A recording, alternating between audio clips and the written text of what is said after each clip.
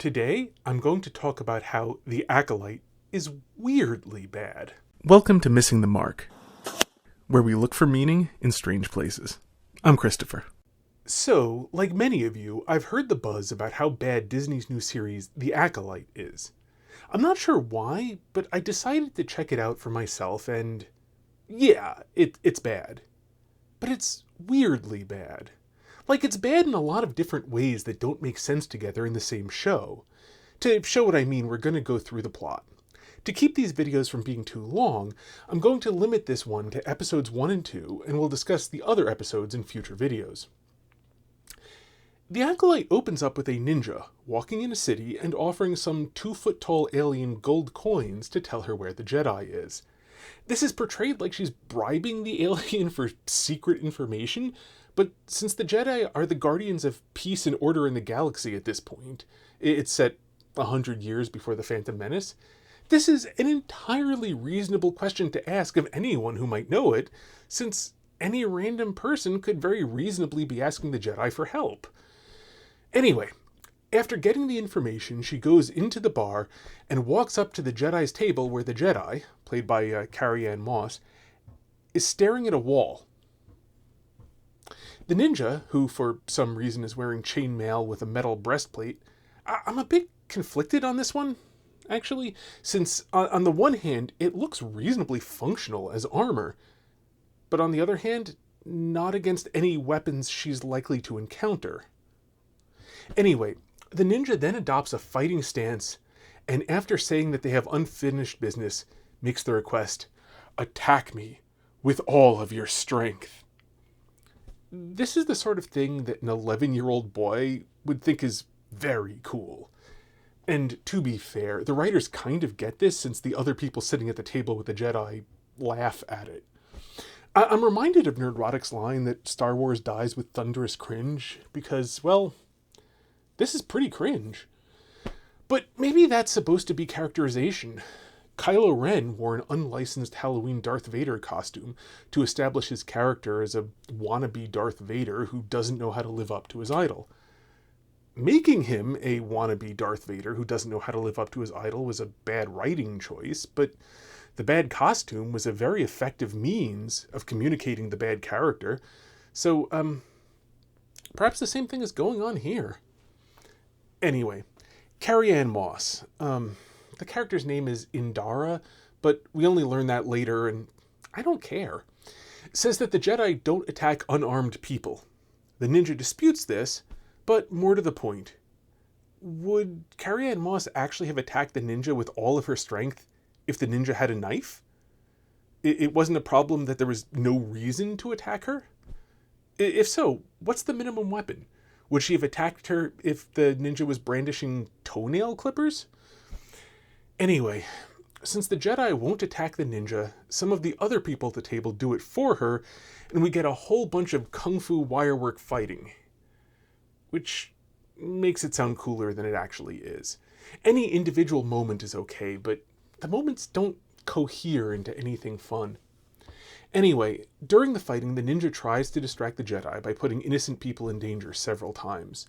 She finally manages to kill the Jedi by just such a trick, having thrown a dagger right at the completely innocent bartender, forcing the Jedi to grab it with the Force, and leaving herself open to a second dagger thrown into her chest. As is common in movies, right after being stabbed, the Jedi just kind of decides that she's dead and falls over. Now, I'm not going to claim that there's a universal reaction to getting stabbed in the chest with a small knife, but a person in the middle of a fight is going to have a lot of adrenaline in their system, and the knife wasn't even pulled out, so it would take a while to bleed to death, or even to unconsciousness. That said, I don't think that realism was any kind of goal here. So, anyway, we then get a really weird scene where the ninja goes to retrieve the dagger she threw at the innocent bartender, and, while getting it and preparing to murder the barkeep, she sees the barkeep's little child clinging in terror to its parent's leg. It was hidden by the bar until she got right next to it, within stabbing range. Whereupon she decides to spare the bartender's life and walks away. So we've established that the ninja is a cruel and vicious murderer with no concern for innocent life, but she draws the line at traumatizing little children when she would have to watch the little child get traumatized. I mean, are we supposed to think the kid wouldn't be traumatized to learn its beloved parent died because it didn't actually see the death? This reminds me of Che Guevara, who was a bloodthirsty murderer, but who couldn't bear to look at the faces of the people he was executing, which is why he shot them in the back of the head, so he wouldn't have to see their face when he was doing it. In this show, I get the feeling that this is supposed to make us feel that the ninja is actually good, in spite of, clearly demonstrating that she was thoroughly evil. Bad people often do that, cling to, one single thing they did, which was the, not worst thing they could have done in the circumstance, and think it proves that they're actually good. Bad people seem to apply this to the characters that they write, too, and expect the audience to go along. I suspect that this is going to come up again. We then get introduced to our main character, OSHA. Why they chose to name the main character after the Occupational Safety and Health Administration, I have not heard explained. It was a terrible choice. Anyway, she's a mechanic, which is a mechanic who does what repair droids normally do. Repairs on the outside of the ship while in space. Because somehow humans doing spacewalks is supposed to be cheaper than repair droids? Or possibly because some aliens value human life less than droid functionality? It's never exactly explained, but for some reason they make it a plot point. Now, the problem with idiotic choices like this isn't just the choice itself, but that it means that we can't trust anything that the writers do, which is going to be a problem because the Acolyte is, to the degree that it's in any genre, a suspense thriller. We're not going to know who to trust, and the fun, in theory, will be figuring out what's going on. But if the writers are morons, there's no fun in trying to guess, because it's like trying to guess the number that will come up when rolling a d20. It could be anything, and there's no rhyme or reason to why it's one thing instead of another. Maybe that appeals to gambling addicts and people who can't form short-term memories, but not to anyone else. Anyway, OSHA looks exactly like the ninja from the previous scene. Well, with shorter hair and different clothes. And she wakes up in a way that suggests that maybe the opening sequence was a dream? Or just a dream? It's not clear if she's remembering it or dreaming it or whatever. Then, one of her coworkers asks her about why she didn't come with them on the carousing last night, and she replies that that's her business, not his. So, I think that they're trying to set us up to believe that OSHA killed the Jedi, except this makes no freaking sense. Granted, we're never told exactly where the ship she's on is in relation to the planet the Jedi was on, but unless they establish that the ship just happens to be in the solar system where the Jedi was, and they don't, and it almost certainly wasn't, it seems like OSHA should have a cast iron alibi for the murder. So I can't figure out what they're trying to do. Maybe just confuse us? She then does what a mechanic does and spacewalks to fix a shield generator. As part of this, a nearby circuit catches on fire, and the flames remind her of childhood trauma. She then extinguishes them with a fire extinguisher. Let me remind you, this is on a spacewalk. This is all happening in the vacuum of space.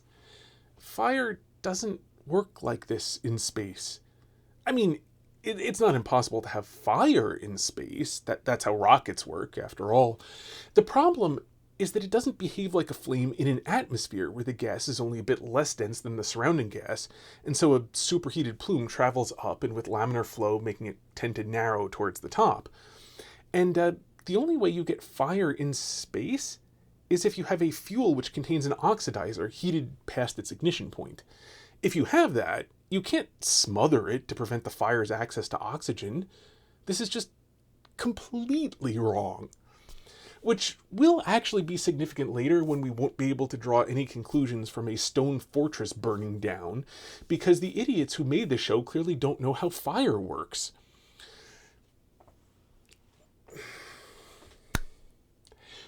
When she gets back in, she's met by a Jedi Knight by the name of Yord.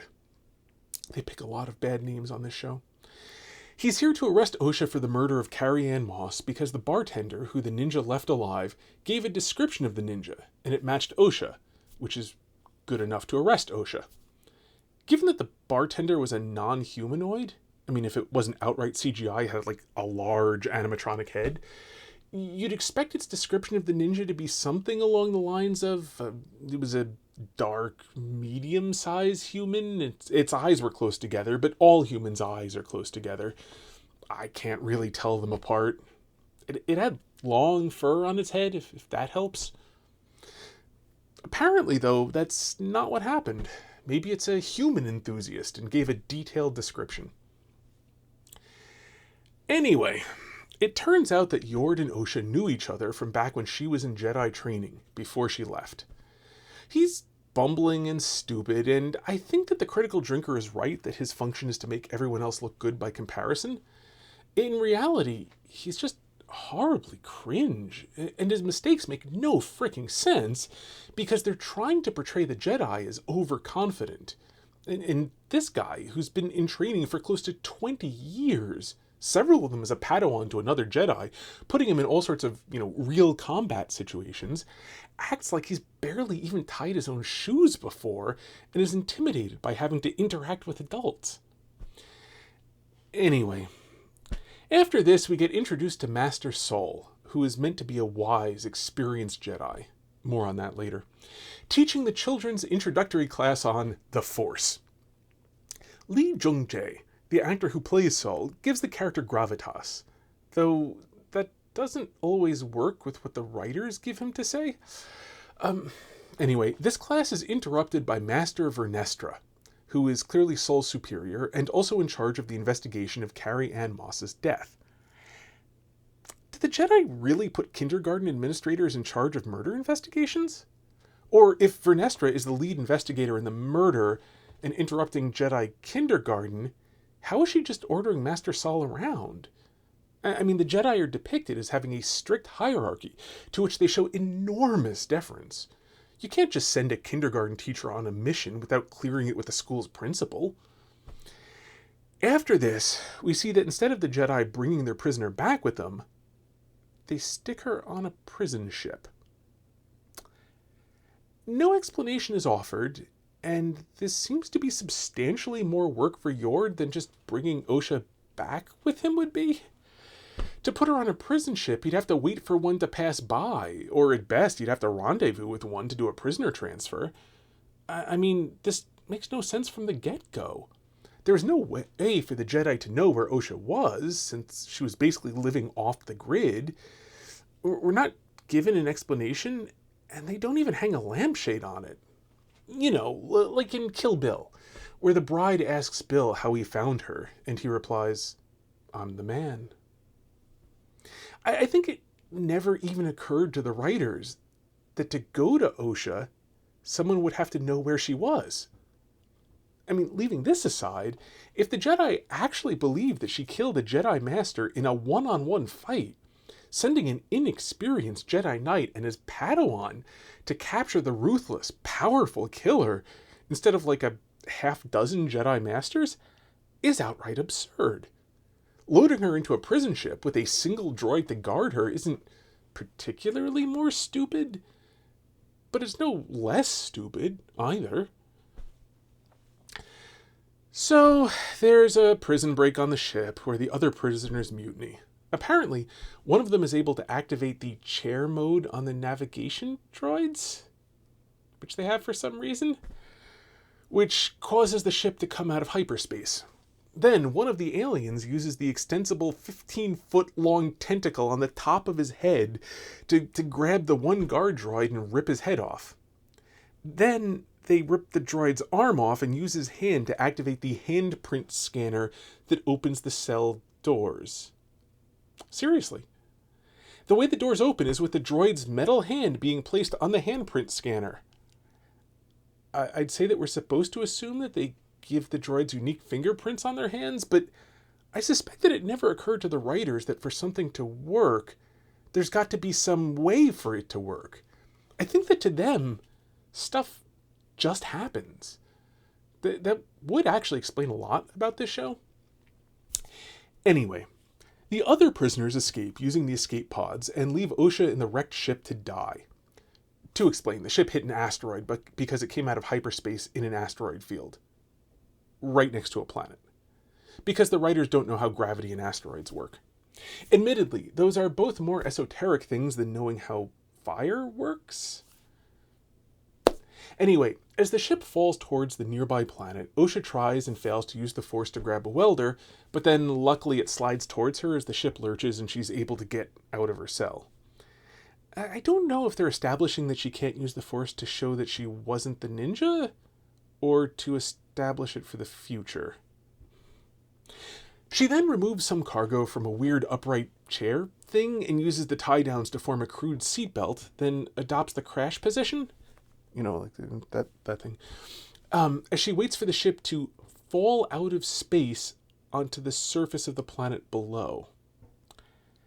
Luckily for her, she's a main character, so the fall to the surface of the planet ends up being turned into a horizontal skid for no reason whatever, which OSHA survives for no reason whatever. And when she wakes up, she's no longer in her seatbelt, but instead lying on the ground. Because, as we all know, it's safer to be thrown from your safety harness? I don't know.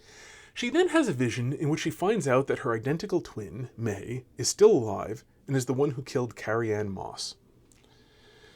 Back on Coruscant, Master, Vernestra, I have a really hard time remembering that her name isn't Verminator, sends Master Saul to scout the crash site for OSHA because the escape pods have already been captured and returned to Coruscant. How did this happen so quickly? No one cares, and I suppose that we're not supposed to either. I find it weird that bad writers so often don't bother to link their scenes, even when it wouldn't be hard to do that. Anyway, I think it comes back to that thing, that I said about how they don't know that in ordinary life, things happen for reasons. I don't mean that in the sense of God has a plan. I mean, he does, but that's not what I mean. I mean this in the simple sense that effects have causes and stuff doesn't just happen. Anyway, Master Saul takes a leave of absence from kindergarten for the mission and brings Yord and his, Master Saul's, Padawan, but not Yord's Padawan. And if I recall correctly, there was some excuse, but we all know it's because these people were cast as recurring characters, and this isn't the kind of show where the words that they say matters. The words aren't for character that they say aren't for character building or world building. They just say stuff to fill time. At least some of the time. Other times they just kind of slowly walk around or stand there for uncomfortably long before finally getting to their lines. Anyway, they get to the crash site, which is on a frozen wasteland planet, right after OSHA decides to run from the shelter that she had out into the freezing landscape for no reason. Then they catch up with her at the end of a tunnel, which leads into a giant chasm, and OSHA, with Bella's swan levels of coordination, manages to trip backwards and fall into the chasm. But only about 6 inches, because Master Saul catches her with the Force, and uses the Force to bring her back into the tunnel. Which was cool, in the technical sense that all the snow indicated that the temperature was low. OSHA tells Saul that May is still alive, and he believes her. He doesn't say why, and this is only a few minutes after telling his Padawan that there was absolutely no way May could still be alive because he saw her die. But why would he need a reason to change his mind? It's not like things happen for reasons. Things just happen. This show. The episode ends with May meeting a black-robed figure on a beach. He gives some speech about how the Jedi are invulnerable to weapons, but the true Acolyte kills a Jedi with no weapon, which they are vulnerable to. Then, to accentuate his point, he ignites his red lightsaber, and we go to credits. To get a sense of his costume, by the way, if Kylo Ren looked like someone wearing an unlicensed Darth Vader Halloween costume, This guy looks like he's wearing an unlicensed Kylo Ren Halloween costume. I imagine that the title on the cheaply printed piece of cardboard in the package would read, Half-Assed Evil Space Knight. I've heard a bunch of people calling him Smilo Ren because his mask has a weird metal grin on it.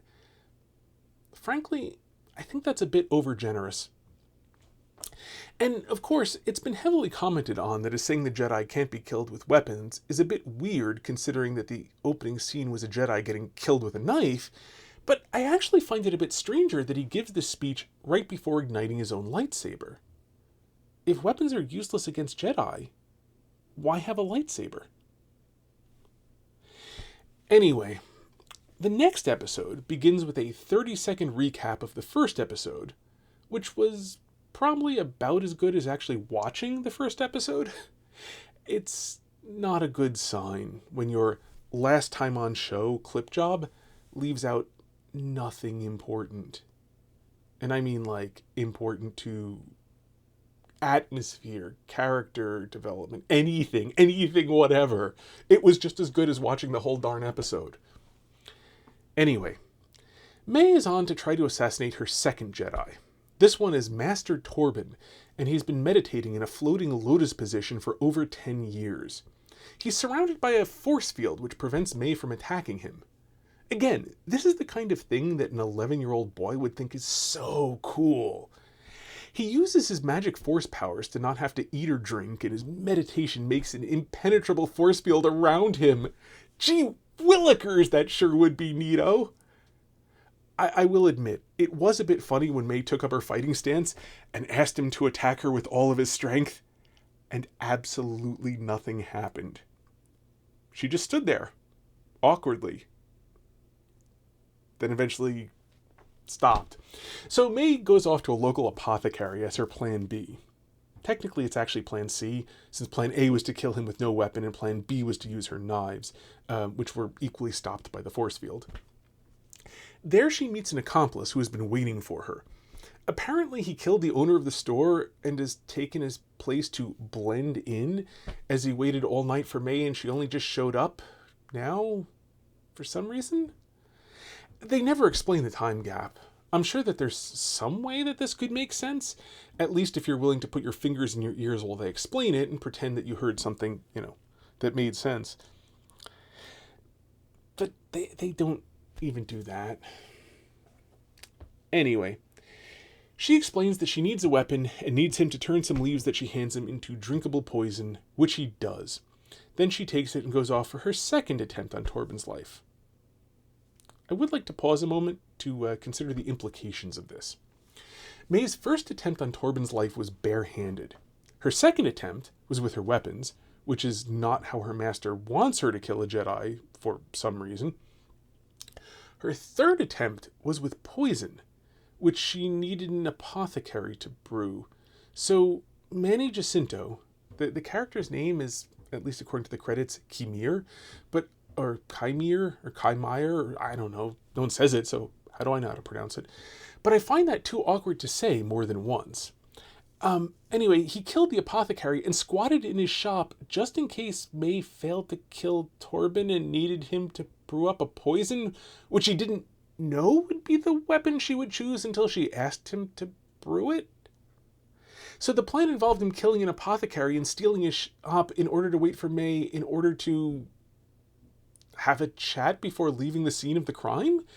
There's no possible motivation for him to have done this. We kind of just keep coming back to stuff just happens. Oddly, by the way, as Manny mixes up the poison drink, he has some patter about how the Jedi do everything they do in the name of peace, and Torben thinks that he's found peace, but he hasn't. He needs what only she can give, absolution. Which is going to explain why Torben drinks the poison, but it makes very little sense for Manny to know any of this. As she leaves, May tells him that it would be bad for both of them if he mentioned the poison to their master, and he replies that he knows. They're clearly not on any kind of intimate footing. In a story written by competent people, this would be a hint that there's more to Manny's character than we're led to believe. That said, I'm pretty sure that it only happens to make it less of a shock that Torben is going to drink the poison. So she goes to Torben and basically says that if he drinks the poison, he can have absolution. He wakes up says that he's been waiting for her, then asks her to forgive him. They thought that they were doing the right thing. Then drinks the poison and dies. I'd say that this deepens the mystery, except that we're dealing with incompetent writers, so there may well be nothing to this. They're not just incompetent writers, but incompetent modern writers, with a capital M. Being moderns, they have no principles, so they will have a character feel guilty for anything or nothing. These are the same kinds of morons who can say that the Jedi are bad because people do bad things around them, as if everyone would just be perfect if no one enforced any kind of rules. Also, and I know this is my fault for thinking, or watching this sober, or something, but why, if Torben was waiting for May all these years, did he only wake up the second time she was there? I mean, I get that they needed the poison in order to stretch the episode runtime out, and I guess it's nice that even they have limits on how much they're willing to show people slowly walking across rooms. They do that so much. But, still. Anyway, more stupid stuff happens. As they're walking directly to meet Torben, OSHA gets distracted by a vision of May as a little girl calling to her, and she ends up slowly taking what must be an incredible shortcut and arriving at Torben's body 40 seconds before the others, despite Saul having been running. That's quite the shortcut inside of a temple. When Saul and the others finally get there, they see OSHA standing over the body, and she's under suspicion of killing Torben for 17 seconds. I checked the timestamps. Before Yord walks in the same way that OSHA came in and says that he followed her, and Torben was dead when they got there. That was 17 very slightly suspenseful seconds. I have no idea what the point of it could have been.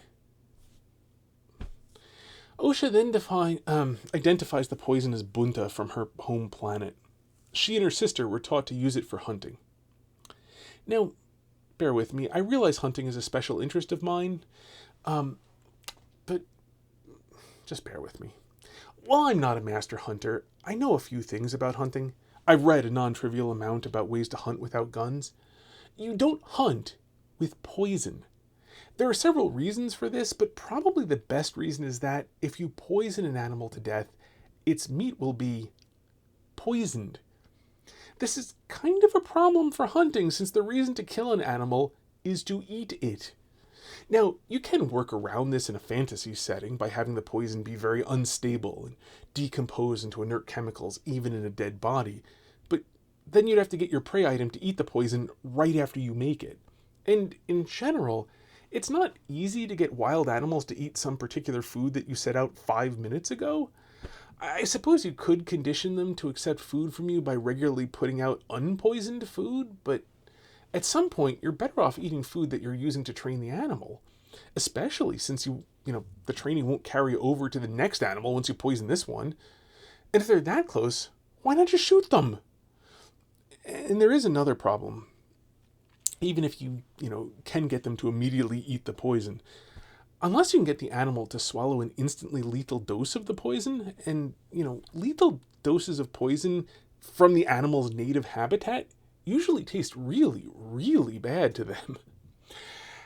It's not going to do you a lot of good for it to wander off and die a few hours later, hidden somewhere because it felt terrible before it died. Poison just makes no sense as a means of hunting, especially for 8-year-olds. I mean, it's fantasy, so you can have whatever, kinds of ridiculously gullible animals you want, but equally much, it's fantasy. So you might as well just have it be a glow-in-the-dark ink that you were told to never drink because it's so deadly. There's no reason to have to invent fixes for a completely unnecessary problem. And it doesn't even matter. The only thing they got out of OSHA recognizing this as bunta is that it had to be brewed nearby because, and I quote, "if it's distilled, its effects don't last long." Close quote. What the writer actually meant was that it's not effective for long. Saying that its effects do not last long means that if it wasn't brewed nearby, Master Torben would stop being dead soon. How is it they can't even say this correctly? Anyway, there's only one apothecary shop nearby, and for no plausible reason, Manny is still running the shop. So they raid the shop and capture Manny, but not before OSHA puts on a random cloth she buys in the marketplace and goes into the shop, not looking very much like May, which is an accomplishment given that the same actress plays both sisters, then acts absolutely nothing like May. Manny tries a few self-incriminating attempts at getting her to talk, which she mostly doesn't. Then the Jedi come in and arrest him since they were recording the whole conversation. Very one-sided conversation, but you know. Manny asks them to not mind wipe him and tells them whatever they want to know, and offers to help them get May since she left some things with him and will be back later that night to get them. I'm really not sure which is stupider. The fact that he's telling the truth, or the fact that they let him go and came back at the time he said. That night, May shows up as Manny said, and Saul fights her, easily outclassing her. Without any innocent bystanders to threaten, she can't distract him, and she's at his mercy. They talk, but the only things to really come out of it are that she doesn't actually know who her master is. He's taken great pains to hide his identity, and May learns that OSHA is alive. I don't know why May thought that OSHA was dead. There was far less reason for her to believe that OSHA was dead than OSHA had to believe that May was dead. I doubt it matters, though. There's also a scene where OSHA sees May and for some reason doesn't shoot her with a stun gun. She has one, she just doesn't shoot it. Eventually she does, but like off to the side. I don't know. I don't get it. There are only 3 more scenes and then episode 2 is finally done. So, in the first, Saul talks with Master Vernestra, via holophone, and Vernestra says that they can't go warn the Wookiee Jedi, who's May's obvious next target, without holding a meeting first. So Saul must come to Coruscant for that meeting before he can take the obvious next step of going to the planet the Wookiee Jedi is on. If the writers were competent, I'd think this was evidence that Vernestra is the Sith, or at least in league with him. But this might just be the writers delaying Saul so that May has time to, go to the Wookiee Jedi first. The second to last scene is May finding Manny in the same damn city that Torben was killed in the day before, because these 2 idiots have no sense of self-preservation. Or maybe just because the show didn't have the budget for a different set. Either way, Manny apologizes for betraying May and makes it up to her by telling her that he'll take her to the Wookiee Jedi, who he's scouted out in his copious free time. And the final scene is on the planet with the Wookiee Jedi. It's got a name, but seriously, who cares what it is? Where some scavengers walk up to his ship turned home. He comes up behind them, yells at them in his unintelligible Wookiee language, force pulls the gun from one of their hands, and, rips it in 2 with his bare hands. Wookiees are, after all, strong. Then they run away, and then he stomps into his home, looking for all the world like an extra hairy Bigfoot because he's not wearing any clothes. And then they finally go to credits, which are like 5 minutes long. Why are the credits so long? And why is this thing shot in a 2.3:1 aspect ratio? That's a movie theater aspect ratio. And why is it color graded for being watched in total darkness so that the scenes, half the scenes, look like light black on dark black if there's any ambient light? This show makes no sense. It has no ideas, no characters, and barely has a plot. It's not so much bad as it's like not even bad. Kind of analogous to an idea that's so incoherent it's not even wrong. It barely is anything. Is it just meant to be a succession of sense impressions which you immediately forget? Is that why they have a recap of the previous episode at the beginning of each episode on a streaming show where you can't have missed the previous episode unless it was on purpose? I mean, to be fair, at a bare technical level, long-term memory formation usually requires some level of thinking about what happened and relating things within some kind of conceptual framework to be able to recall it later. If you're not supposed to do any of that, I can see how remembering what happened on a previous episode would be a bit of a problem. Well, that's enough for now. Next time, we'll talk about episode 3. And until then, may you hit everything you aim at. If you like this video, then clicking the like button, according to YouTube, will make them more likely to recommend it to others. If you know anyone who might get something out of this video, then it would be kind to share it with them, or just share it on social media in general. And if you'd like to see future videos of mine, you can subscribe. And if you're not in the habit of checking your subscriptions page regularly, then I suggest clicking the notification bell and setting that to always, because otherwise subscribing to a channel basically just sort of like gives YouTube a hint that maybe it should consider recommending these videos to you, possibly at some point, if they think so. It's a funny world we live in. God bless.